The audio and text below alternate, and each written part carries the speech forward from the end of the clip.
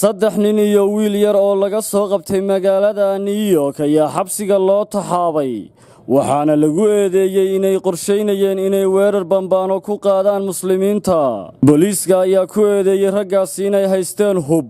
Qorshaha ayaa waxaa lagu ogaaday baaritaan kale oo halkaasi laga sameeyay.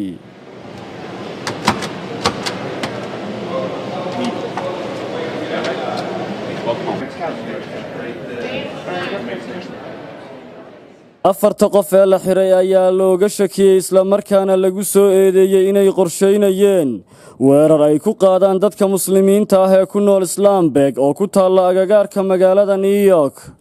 Baarayaasha ayaa waxa ay baaritaan ka sameeyeen dhowr goobood oo lala xiriiriyay in laga soo maleegayo shirqoolkan, halkaasi oo laga soo helay bambaanooyin nooca guryaha lagu sameeyo.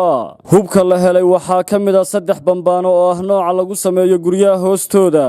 Patrick Phelan oo ka tirsan waaxda booliiska ee Greece ayaa waxa uu sheegay in howlgalka sidoo kale lagu soo qabtay rasaas kala duwan.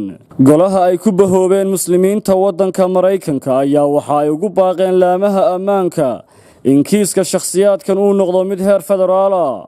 Dhanka kale, waaxda duulimaadyada ee federaalka ayaa waxa ay sheegeen in la joojiyay duulimaadyada garoonka caalamiga ah ee Newark kadib markii halkaas diyaarado nooca aan duuliyaha lahayn ee loo yaqaano droniska lagu arkay. Duuliye sare oo waday diyaarad meel u dhow garoonka ayaa waxa uu sheegay waaxda diyaaradaha haga in mid ka mid ah diyaaradahaasi droniska ay diyaaradiisa u soo jirsatay 10 mitir. garoonka Newark ayaa waxa uu ka mid ahaa garoomada u adeega magaalada New York iyo nawaaxigeeda. Howlihii garoonka ayaa dib u soo cusboonaaday kadib 90 daqiiqo oo hakad la geliyay. Saciid Axmed Tamreyse, wararka telefishinka caalamiga ah Star.